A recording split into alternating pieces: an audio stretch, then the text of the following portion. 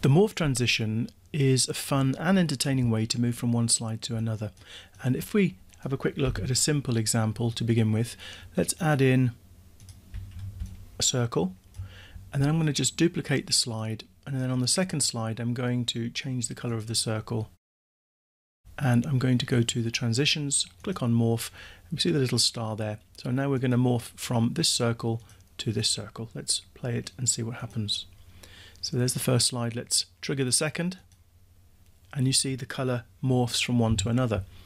Let's take it a step further. Let's go in and we'll change the shape of the circle to something else. So on the shape format tab, edit shape, I'm going to change this one to a rectangle.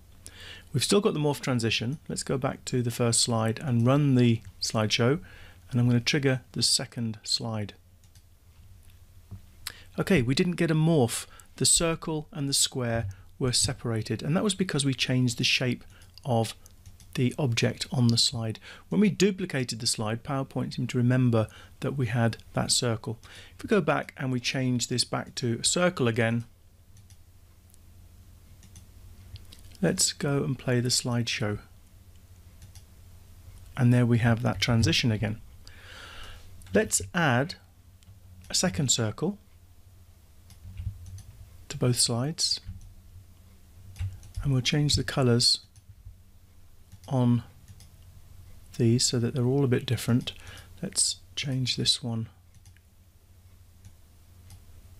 Okay, we've got the morph transition. Let's play it and see what happens. And you'll see that PowerPoint manages to morph the two circles. It's using the shapes and the positions on the slides to identify a shape on one slide that needs to morph into the shape on the other slide. But let's complicate things a little bit and see how PowerPoint copes. Let's change both of these into rectangles.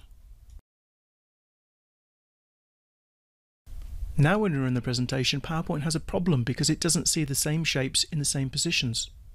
But there is a way to force the morph, and to do that we need to name the shapes that we're using. And to name them, we go up to the selection pane. I've got the selection pane up here in my quick access toolbar, so I can access it very easily, and I suggest that you do the same. If you haven't got it, do a search for selection pane at the top, and there's a link display selection pane, and that will bring it up. But while you're there, just right click it and add to quick access toolbar. You can see it's grayed out on mine because it's already up there. Alright, let's go in and do this. I'm going to call this first circle shape 1, but I'm going to put 2 exclamation points in front, and this tells PowerPoint that we are naming a shape that we can then use in a morph. For this one, 2 exclamation shape 2. Okay, so we've got shape 1, shape 2. Let's go over to this slide, and we want this circle to morph into this square. So let's select that square. We're going to go in and name it, and we're going to name it the exact same name as the circle on the first slide. So that's telling PowerPoint we want circle 1 to morph into square 1. We'll go on to this shape and we'll double exclamation mark shape 2. So now we have all of the shapes named. Let's go back and run PowerPoint presentation. I'm going to trigger the morph, and you can see now that the shapes morph into each other. So by naming the shapes using the double exclamation, we can force a shape to morph into a different shape on the second slide.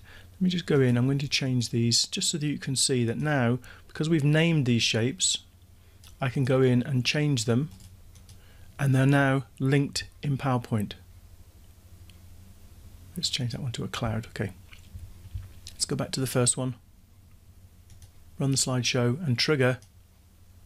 Okay, so we're now getting the transitions from slide 1 to slide 2 in the defined manner that we are defining. So we're inserting this circle into this cloud, this circle into this star. You could have this circle into that star and this circle into that cloud. We can do that quite easily just by renaming. So that one there is shape 1. If we want shape 1 to morph into this star, all we do is go in and name it shape 1. We'll name the cloud shape 2. And now we've told PowerPoint we want this circle to morph into that star, this circle to morph into this cloud. Let's run it and see what happens. There's the first slide. Let's do the morph. So now we're even getting the movement so that the circle moves across and mutates or morphs into the next shape. So that's how you can force PowerPoint to morph individual shapes into shapes on the subsequent slide, just by naming it with the double exclamation